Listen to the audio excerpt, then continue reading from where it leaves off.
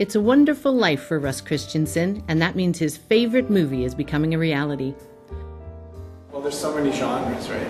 I'd have to say my favorite movie of all time is It's a Wonderful Life.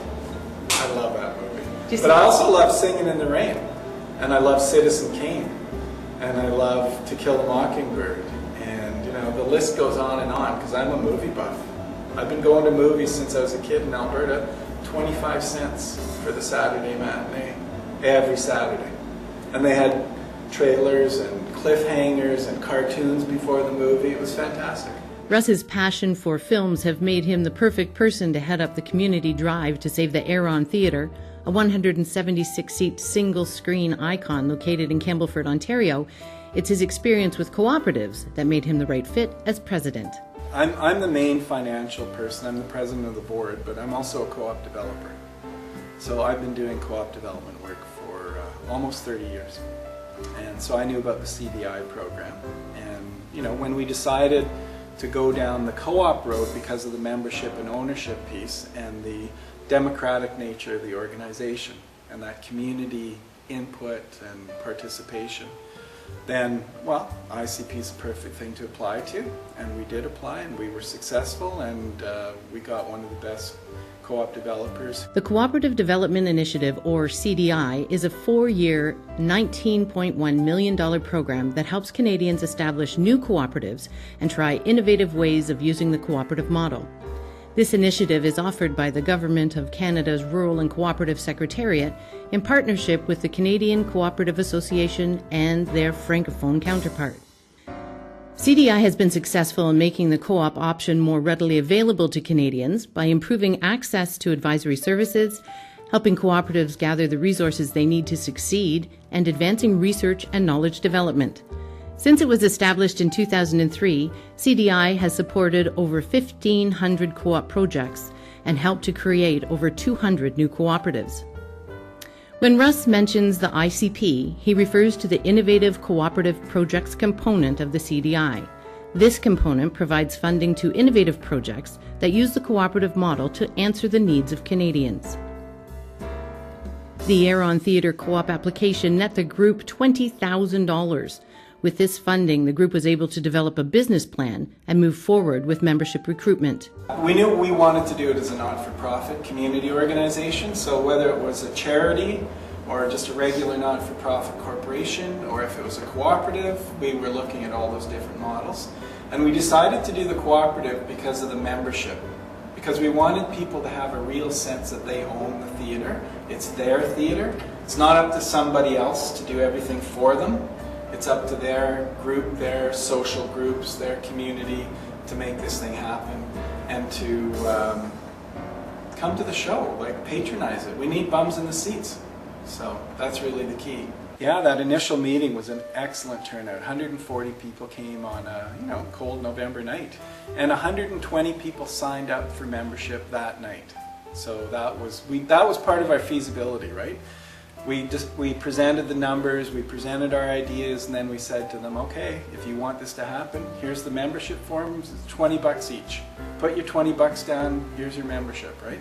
And so they did. It's all community-based, it's all participatory. So now we have about 450 members. People are still signing up. You take an intuitive target, and then you think, okay, I think that's where we need to go. Now, I have a feeling that if we can get to 1,000, this will be a sustainable business. Martha Murphy is the Executive Director of the Campbellford-Seymour Community Development Corporation. The Campbellford-Seymour Community Foundation was created 10 years ago, and it's a public foundation in the community which was created through the sale of the hydrogenerating plant in our town, and $6.2 million was invested, and two funds were split in the community fund and the municipal fund. And what we do is we invested those funds, and then annually we give back in the form of grants a portion of the interest earned on that investment through Canada Revenue Agency guidelines. So what we've done to date is $1.8 million in grants back into the community, and it's all to charitable organizations or not-for-profits that partner with qualified donees. And we've done many, many projects in the community. Russ presented the Foundation's board with a proposal that would result in the purchase of $50,000 in bonds for the theatre.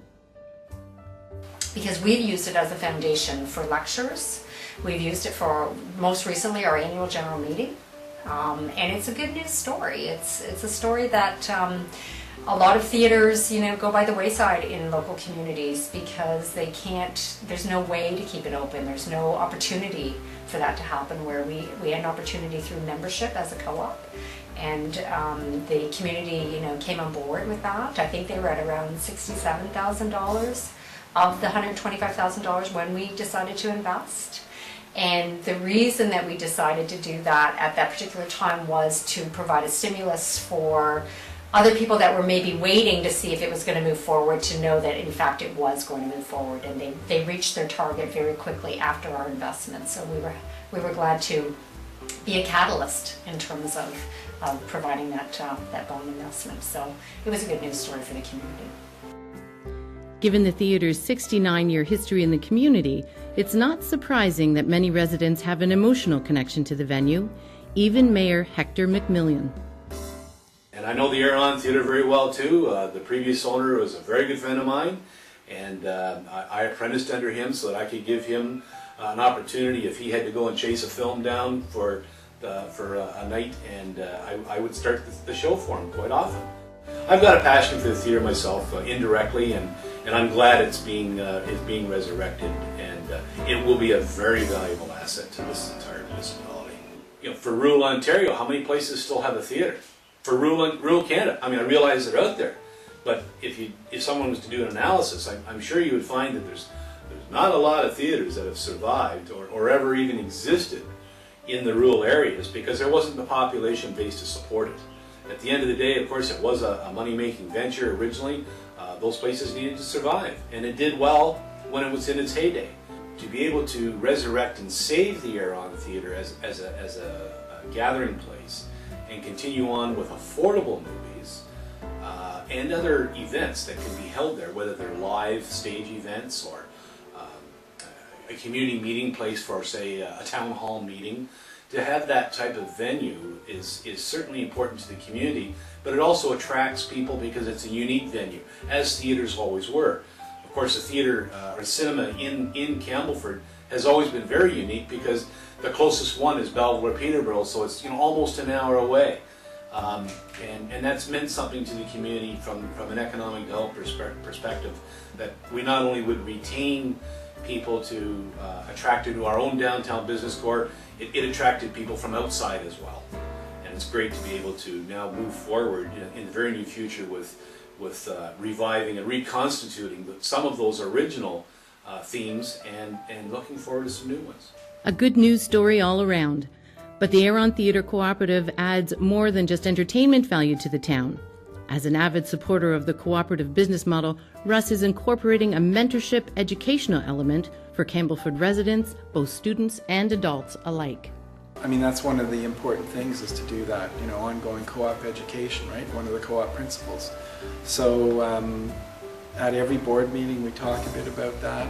And then the International Year of the Cooperatives next year. And I'm hoping that what we'll do is we'll get some films that have a co-op theme too, and we'll show those as part of the education. We'll bring the schools in and talk about, what are cooperatives and what do they mean to people, and did you know there's about 1 billion people in the world that are members of cooperatives, and people have no idea. It's kind of the best kept secret in Ontario. With Russ at the helm, that's about to change.